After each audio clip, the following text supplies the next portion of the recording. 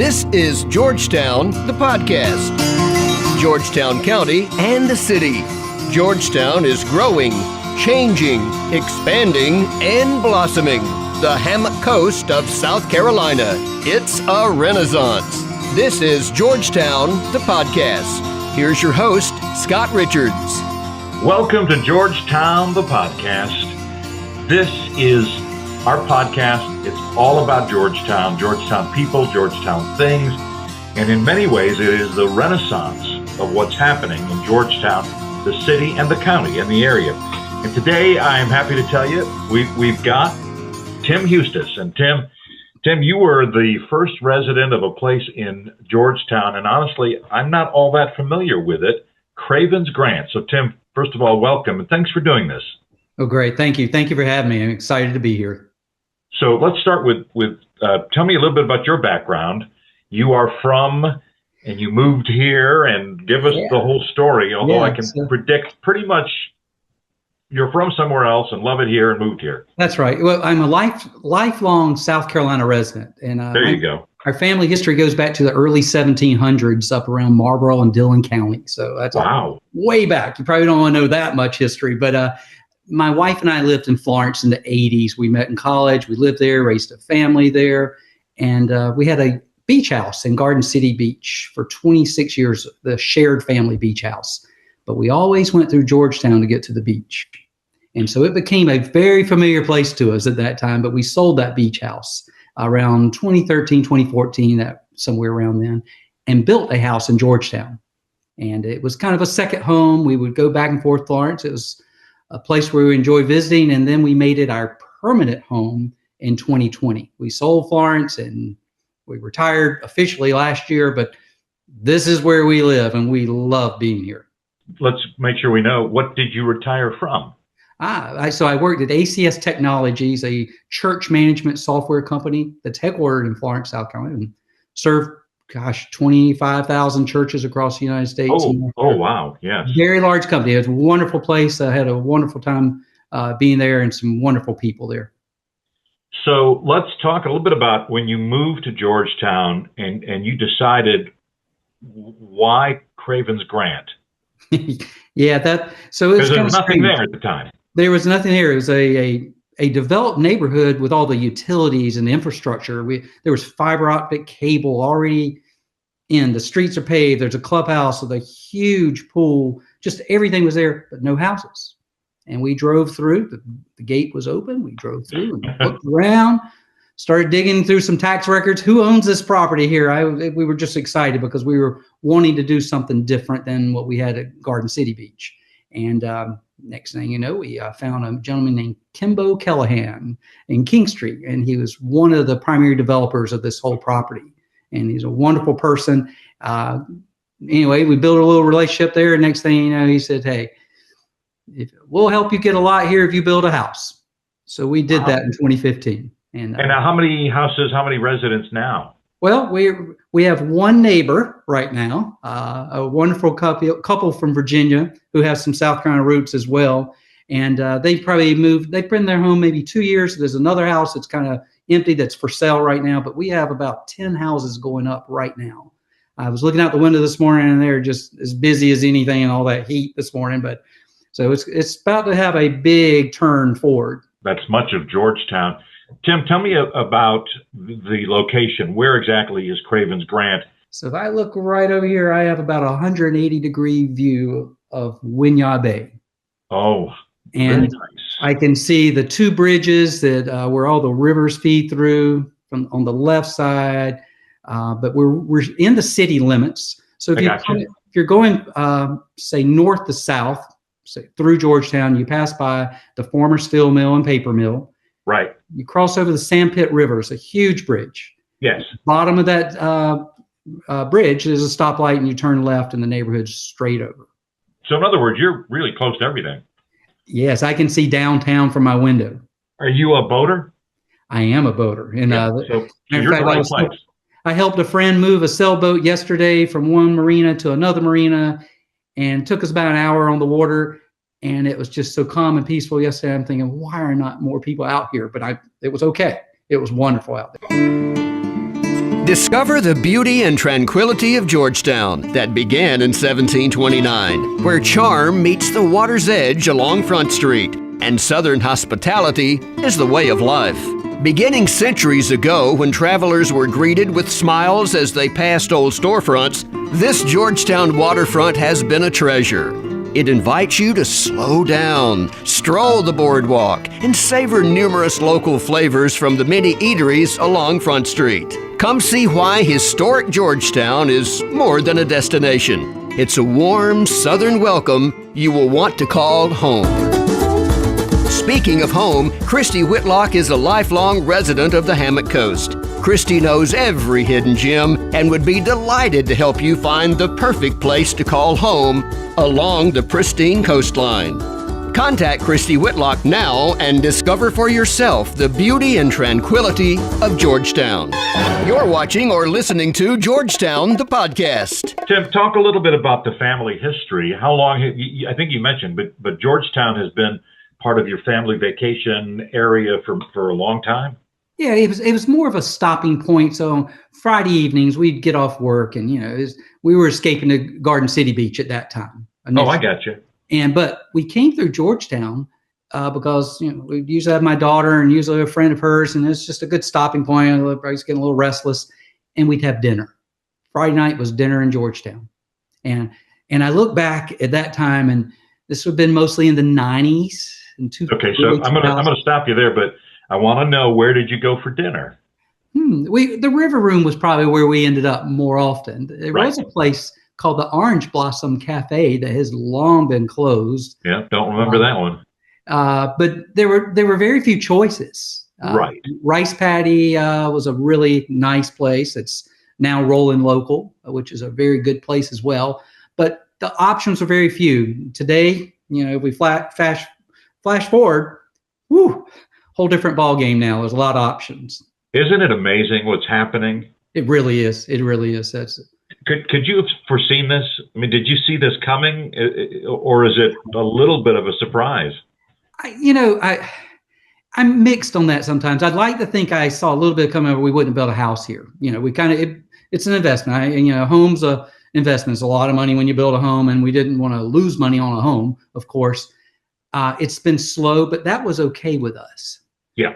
We didn't want it to grow overnight now. Right. And we are seeing a lot of growth now. It's growing a little faster. I want to slow it down some days, but it's been very good. It's no complaints there. I wouldn't say I saw it coming completely, but we're excited what the future holds for Georgetown. So let's talk a little bit about today in Georgetown. I'd like to talk a little bit about what you love most. I'd like to get your opinions on what it's going to look like in a few years from now. What is it that occupies your time in Georgetown now? Where do you like to go? What do you like to do? For people that are going to be visiting, and there's more and more of those every day, what are the highlights? Yeah, well, you hit on one of them when you talk about boating, right? Yes. There are 5 rivers that feed into Georgetown. It's just amazing. And I can zip out in 30 minutes. I'm at the Atlantic Ocean, this beautiful bay. We cruise up the Murrells Inlet, the Waka Wachi Marina area, and have lunch sometimes. I mean, we go up the PD River and see plantation homes everywhere. It's just countless.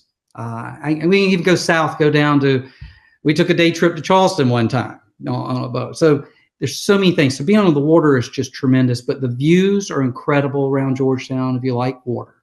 If you don't like water, this is not your place to be. There's just water everywhere, and it's right. Wonderful. But the people are friendly. The people take pride in where they're from here, and they like sharing the story of what Georgetown has to offer. I mean, people are very proud of this town. I enjoy that because I grew up in a small community as well. And even though Georgetown is small in size, at least with population, we are amazed at the events that go on in Georgetown.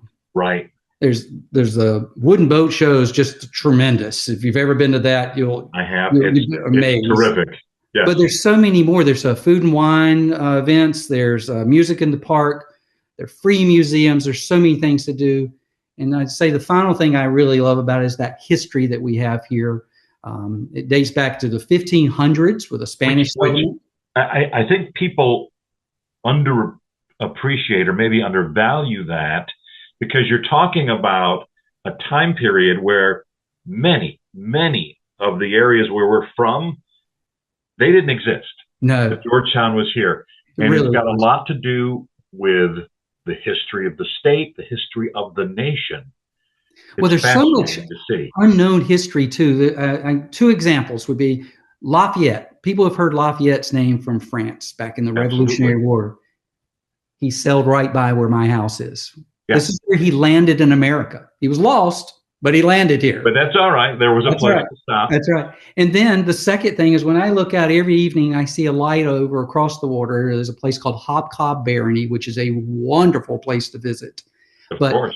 I can see where Winston Churchill and President Roosevelt met secretly during World War II to talk about war plans. And I look over every evening, and I never take it for granted because I think about what was really happening right in front of our eyes there. Just an amazing part of our nation. Mm-hmm. I think that in the Myrtle Beach area, for example, people have not fully discovered Georgetown, but they will, and they are. Mm-hmm. It's a little bit more common where somebody will say, you know what? We drove down and spent the day in Georgetown. And if you've not been and you just get down to Front Street, what a discovery. And as you mentioned, it's not what it was 5 years, 10 years, certainly not 20 years ago. It's different. The whole city has a lot more to offer than it did when we arrived 10 years ago. And that includes even the non-downtown areas, just from appliance stores. There's a Harbor Freight store. I know those things kind of seem small and simple, but those are things that you need in a community to help support the people who live here. But downtown has retail stores, restaurants, multiple museums, including the Maritime Museum, which is free to walk into, and has an really enormous amount of history. And I think when we talk about Georgetown, I don't want to undersell some of the broader areas. When you get up into the Murrells Inlet area, Pawleys Island, Litchfield, those places are absolutely exploding. I think last go around or one podcast or so back, we talked to Susan with the Pawleys Island Festival of Music and Art, which is just a jewel all along the coast. People are coming up from Charleston. It's really fascinating. Myrtle Beach has been such a tourist area forever. Georgetown is becoming a destination in and of itself. Yeah. So you asked about the future. Yeah. What does that look like? And so when I think about it being a future destination for people, because it's been really a day trip place for a lot of people, and that's been evolving town with the George Hotel that is downtown offering, I believe there's 56 rooms there, and they have event space. Yeah, it's a boutique hotel it's wonderful. Incredible. It stays busy all the time down there, and I think we'll see more of that to come in the future. Sure. So people cannot just come for that day; they can come for the weekend, maybe the week. I have a friend of mine has an Airbnb downtown. It stays booked year round, not just those peak summer months or anything like that. It's year round. What's missing that you'd like to see? You know, there's really not a lot that I feel like I am missing. I have all the events and fun things. I have plenty of places to eat. Unlike Charleston, not to pick on our neighboring city there, we don't have to really wait in line for stuff. You know, if you went out in Charleston, downtown Charleston, anywhere near King Street on a Saturday night, you better have a reservation. Here, and maybe somebody will have a parking place somewhere for you. That's right. That's right. I mean, I love Charleston. I do love Charleston. Yeah. You know, maybe there could be another retail store. So I must admit, I used to live in Florence. I did like Target every now and then, something like that. Simple, but right, because it's a little limited. But what might people be surprised to find in Georgetown? Well, I do think that history, you know, we were talking about history being an important part of this area. There's so many plantations. There's Civil War history. There's Revolutionary War history. There's history before that when we think of the influence of indigo, rice. Lumber gets overlooked because lumber really helped modernize the city of Georgetown in the early, right after the Depression. There's huge. And it seems like Georgetown's had these waves of history with things. And I think now we're on a new wave here with new growth where people they'll visit it and they'll be surprised what it has to offer with the history. And they'll be shocked with the number of restaurants downtown. I do want to pick your brain. for our viewers, but I also want to do it for myself because I want to know your favorites.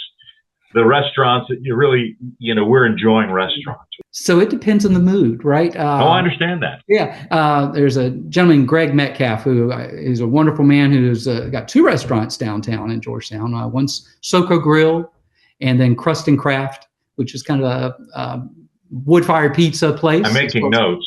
Yeah. But Greg has done a great job of promoting all of downtown, not just his own businesses, but we love going there. It's very casual, very laid back casual. Well, that's restaurants today. Independent. The George Hotel is really nice for kind of a higher end, nicer experience there. And that's right next door to one of Greg's restaurants. There's Root. There's Between the Antlers. There's even Ani's for some good soul food. And I'm a soul food fan. I like Ani's. Buzz's Roost, Rolling Local, River Room. I can't stop. I just love it. It's wonderful. I think they're all terrific. Yesterday, it's Coffee Break Cafe for my wife and I for lunch. So that's what we had for. Oh, very nice. So it's always something. Nice. And I think that now that the Georgetown Steel Mill is passed and that renovation is, I think that is going to be such a big part of the renaissance of Georgetown. What's the general feeling among the public and residents? Because Georgetown Steel was a big part of the history. And yeah, jobs. Absolutely. What are people feeling? Well, there's definitely a loss, right? There's a loss and there's an emptiness when that happens and people miss it. And there were some really good high-paying jobs both there as well as the paper mill that is closed. And I feel very empathetic because that's horrible when you lose a job. Even if you can find another one, it's a traumatic experience to go through. Sure it is. And so there's that kind of feeling. And I think there's a mixed view sometimes where some people want to see that infrastructure go back to more manufacturing. I wholeheartedly want more manufacturing, but I kind of don't want it heavy manufacturing downtown. Right. I do think there's a better place for it on the outside of downtown. And there's a lot of room for it. And there is. And there's a lot of incentives from our, partnerships with our government entities and so forth to help bring and get people other places. So I do think there's a lot of hope too. There's a lot of people who are looking past just the next 4 or 5 years, I think will believe the new development can really last longer because the steel mill was up and down, opening and closing, not very sustainable. One last question before we close out this podcast. How are you feeling about the traffic? Traffic's great here compared to Charleston, Myrtle Beach, right? So, yes. My daughter and her husband live in North Charleston, so we're up and down all the time in Charleston, and we get stuck on that 526 expressway, and I'm like, oh my goodness, what have I done? And whereas Georgetown, I can get everywhere in less than 10 minutes. If I'm in Georgetown, my problems don't begin till I get to about the county line. That's right. And listen, I know people will say it's nothing compared to some of the northern cities. We're a little behind, I think, in all of the coastal areas of South Carolina on our roads. But people should know Georgetown, you're right. Georgetown is much better. Oh, absolutely. There's no question on that one. Well, Tim, I want to say thank you so much for spending some time with us and getting your perspective because Georgetown, what a renaissance that's going on. And I made some notes on restaurants, so we'll have to do that because I live in the middle of Myrtle Beach and a day trip to Georgetown is really it's a break that feels like we're on vacation. So, well, give me a call. I'll treat for lunch. How's that? I'll treat for lunch. Give me a call. Let me know when you're ready. I will have to do that. Yeah. So, Tim, thank you so much.